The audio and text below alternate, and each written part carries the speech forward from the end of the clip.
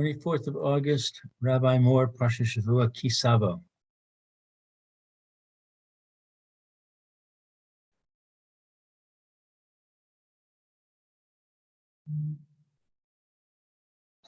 Okay.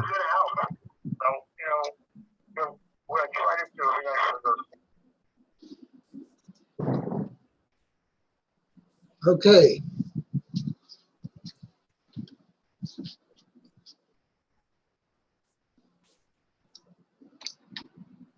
May, you can hear me?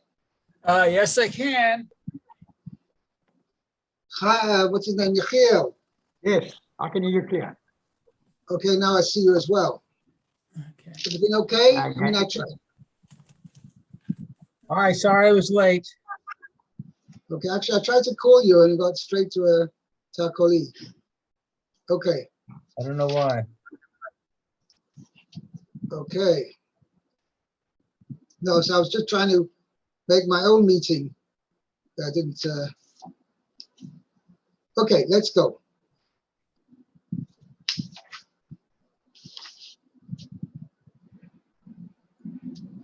Pasuk. We were in the middle of Pasuk. No. Yeah.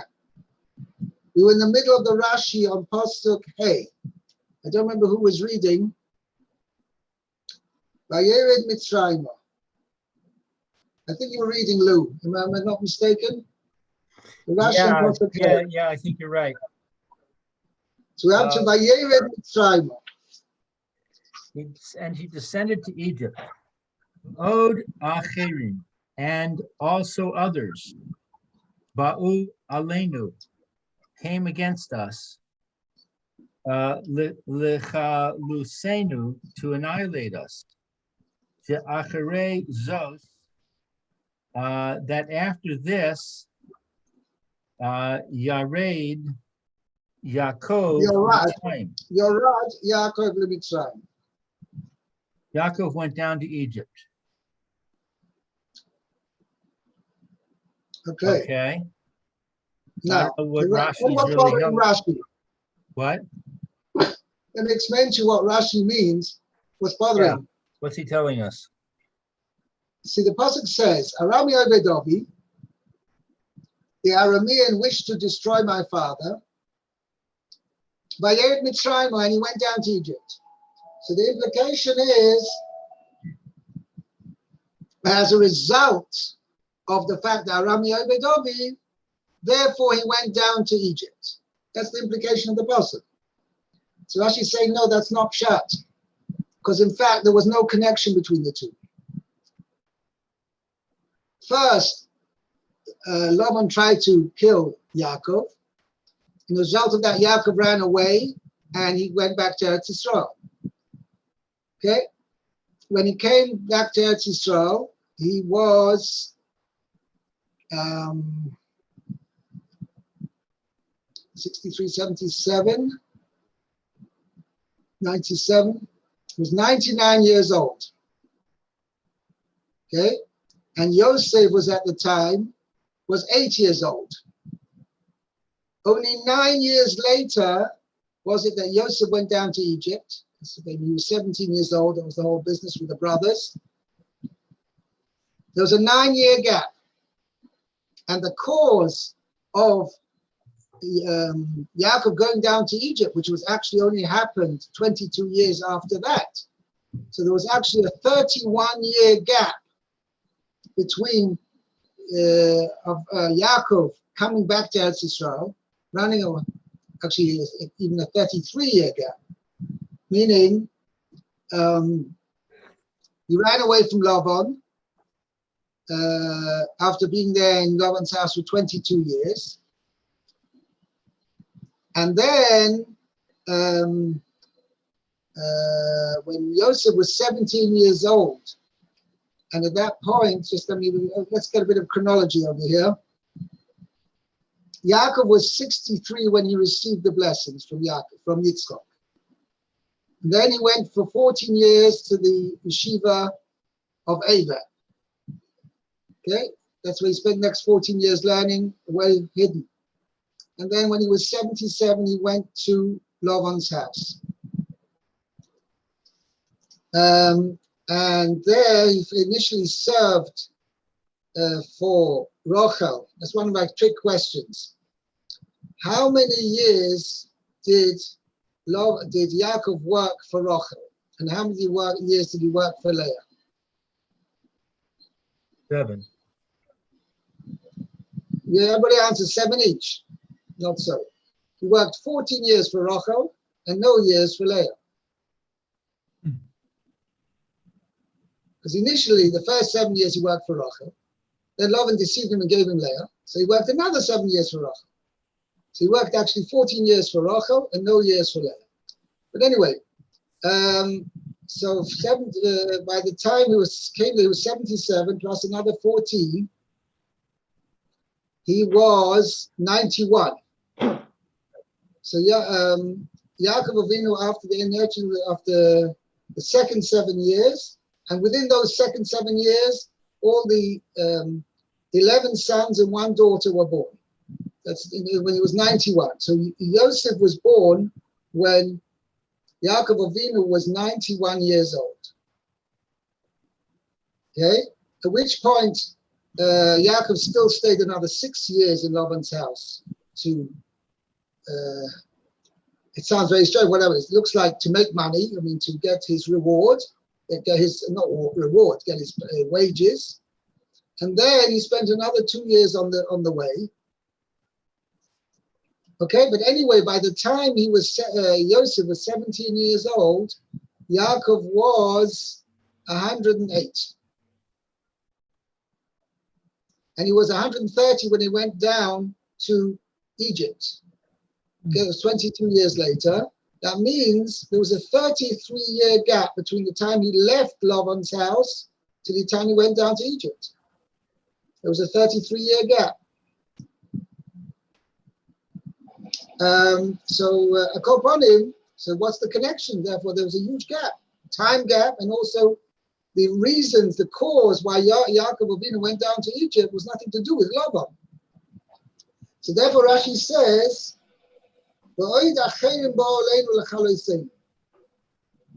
saying that when the person who's making this declaration regarding Bikurim, he's mentioning all the people who came to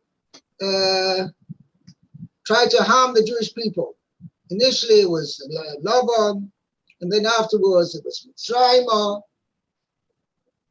It was Mitzrayim. Okay?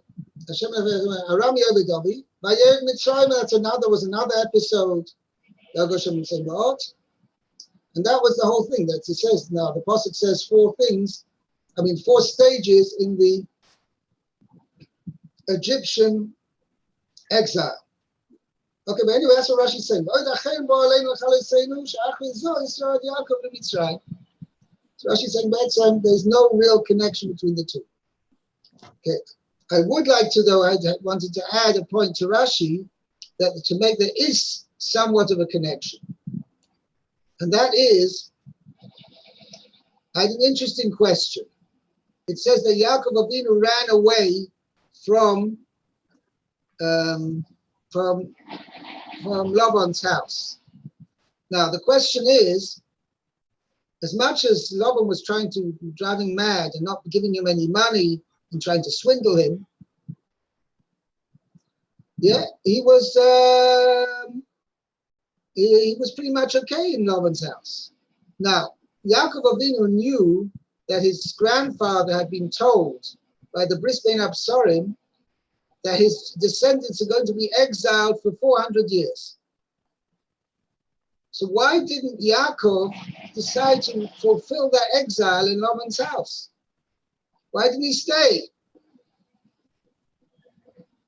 Why didn't he stay there? Why did he run away? Go back to Eretz Yisrael. So this is what the Pasuk is telling you. Harami Ovedavi. Yaakov Avinu then realized if he stays in Laban's house, there's going to be nothing left of him. He's not going to survive. Therefore, in order to fulfill the promise which Hashem had said to Avraham Avinu, your descendants are going to be in exile for 400 years, Yaakov Avinu chose to go down to Egypt to fulfill that exile and not to fulfill it in Laban's house. Because Why did he wait 31 years? Why did he wait 31 years? Because Yeah. first of all, he had the opportunity of staying with his father.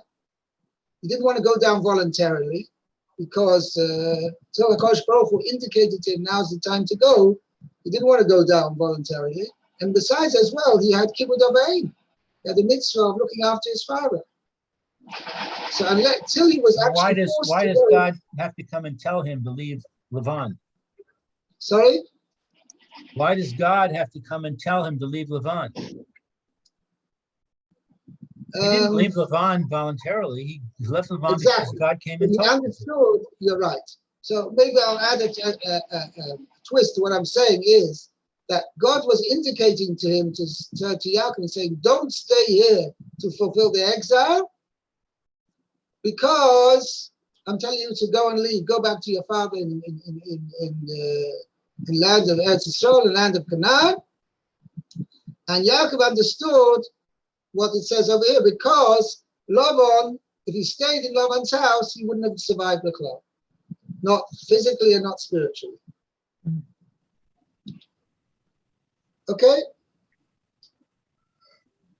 Bimsei Ma'at, next Rashi.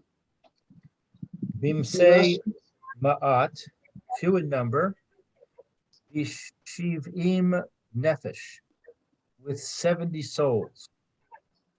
Right. As we said, that Yaakov Avinu was 70 with 70 souls. 70 people, Yaakov Avinu went down to Egypt, which basically included his children and grandchildren. Okay? Okay, let's continue. Pasuk Meir, Pasuk Tes.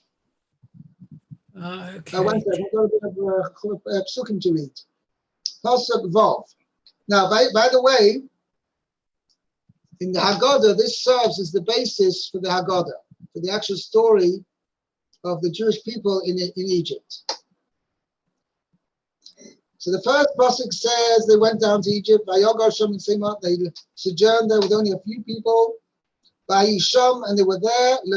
They became there. Lagoy Godol Otzum Baro, a great nation, powerful and many. So the Jewish people proliferated in the land of Mitzrayim. They became, from being just 70 people, they became into a huge nation. Now, Pasuk Vov, Meir. Okay. Vayareyu otanu hamitzrim vayanunu vayitnu aleinu avodah kasha. So Vayareyu is mistreated. Right. Okay, the Egyptians mistreated us. They made things bad for us.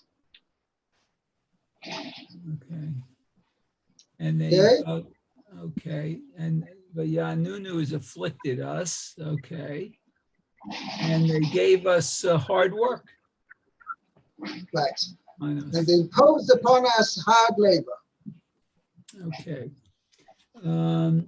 But Nitzach El Hashem Elokei Avotenu Vayishma Hashem et Kolenu Vayar et Anyenu V'et Amalenu V'et Lachatzenu. Okay.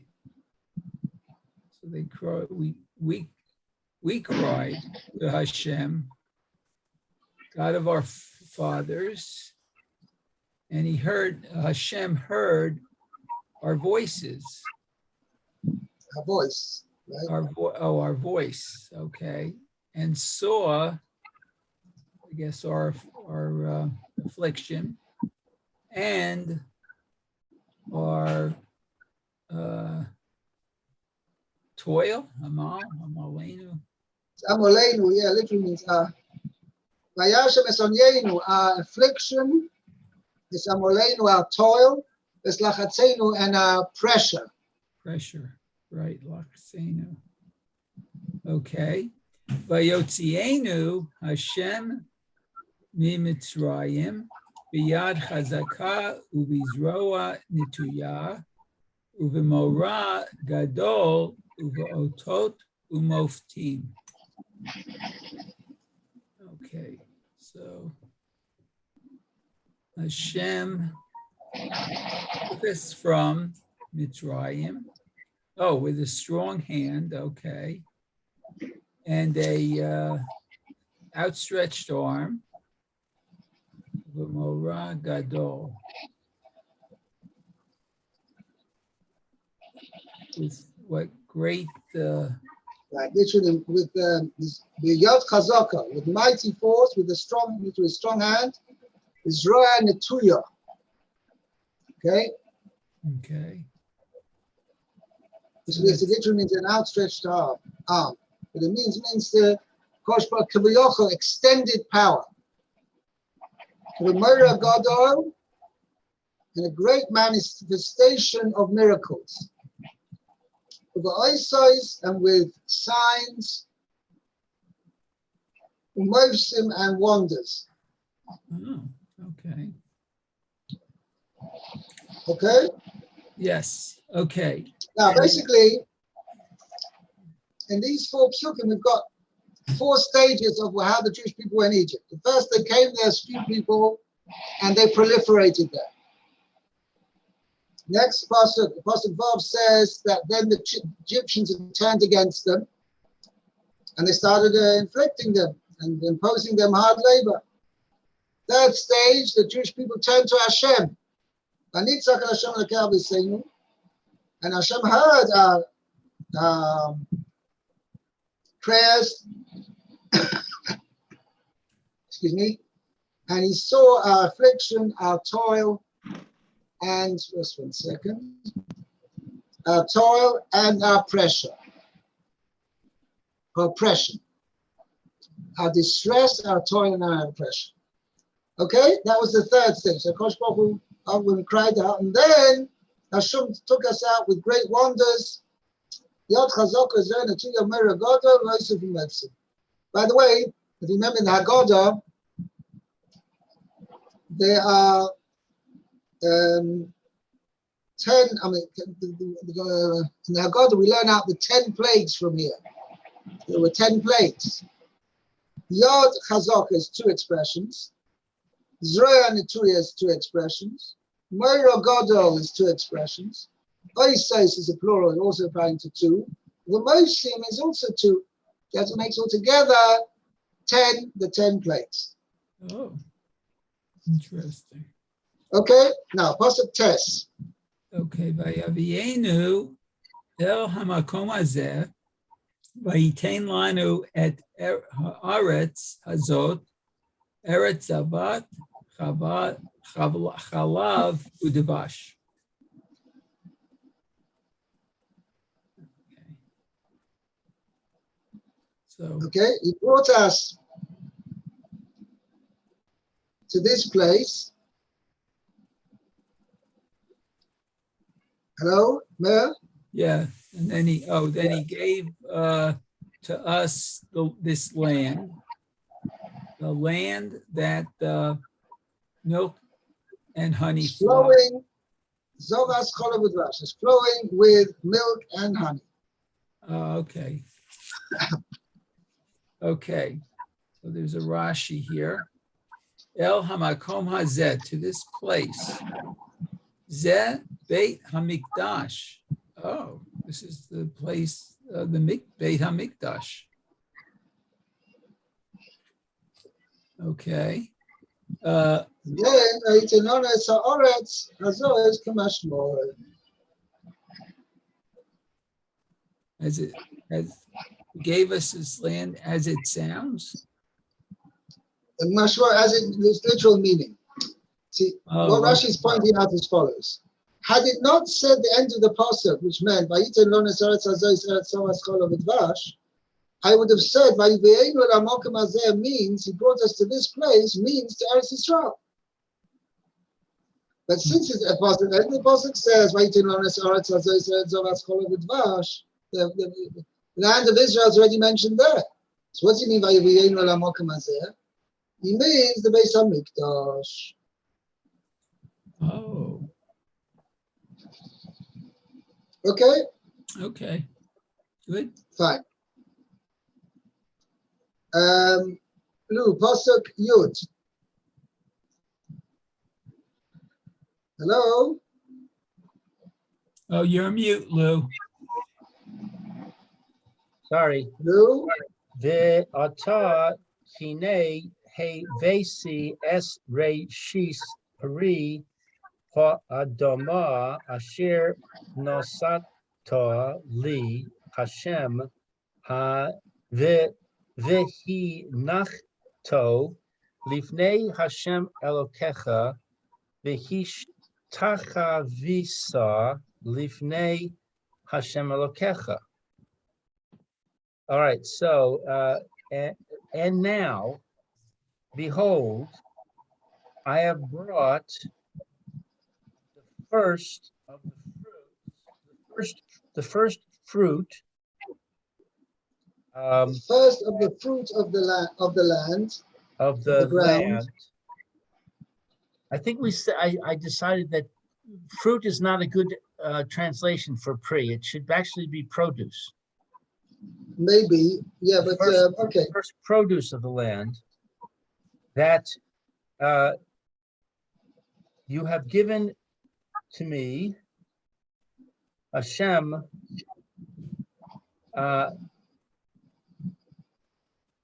and you shall place it before Hashem your God. No, so by the way, I think a session.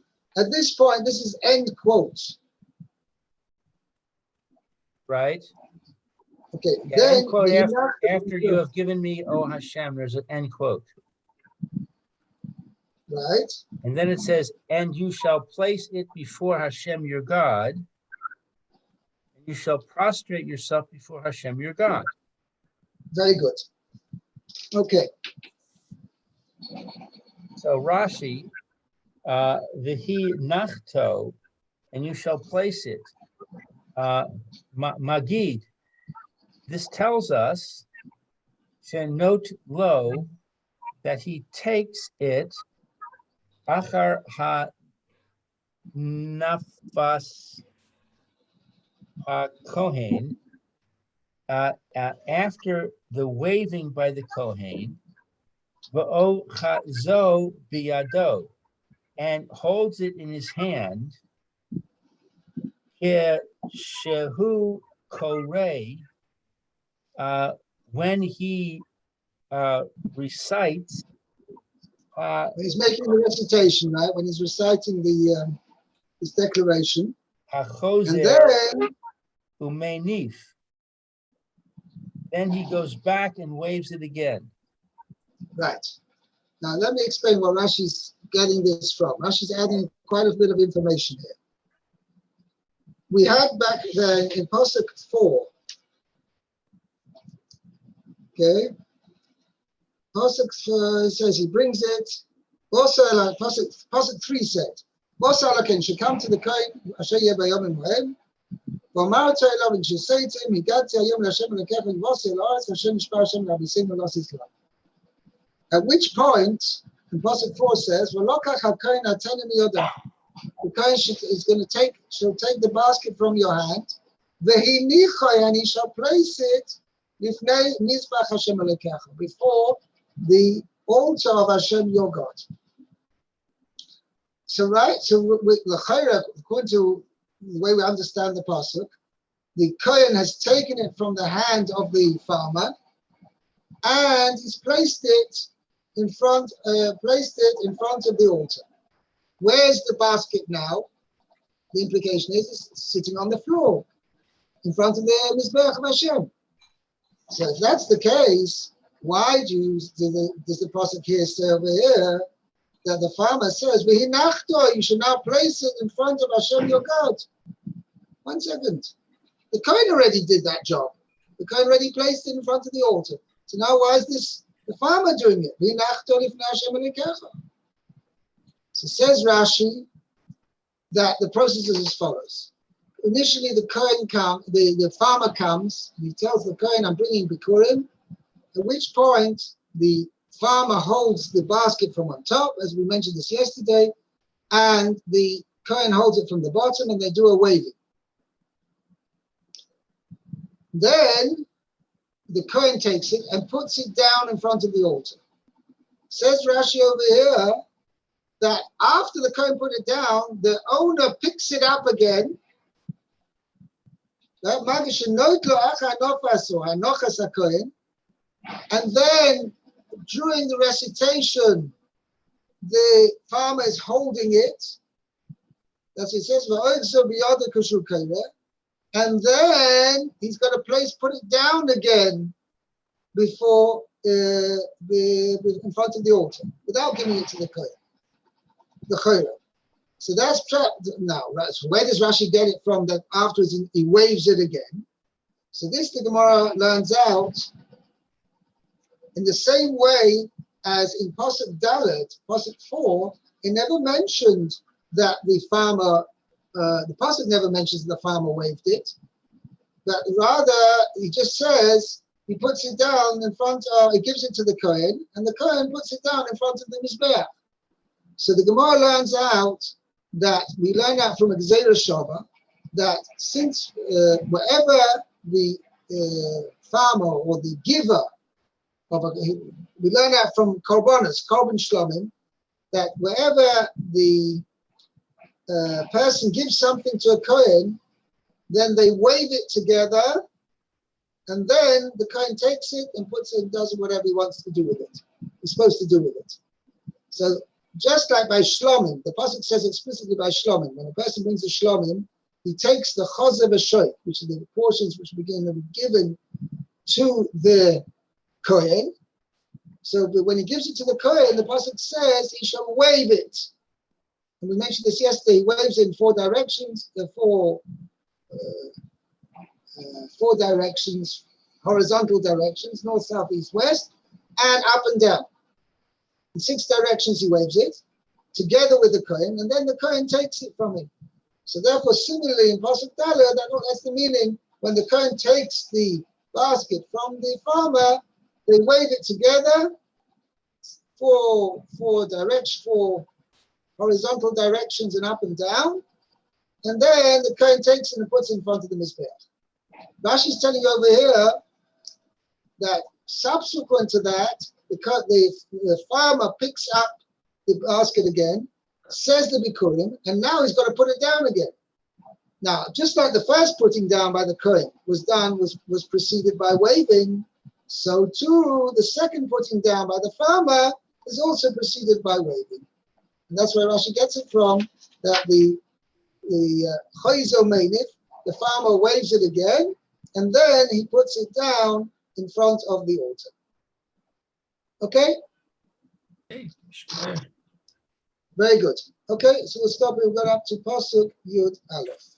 Yud Aleph. Okay. Okay, very good.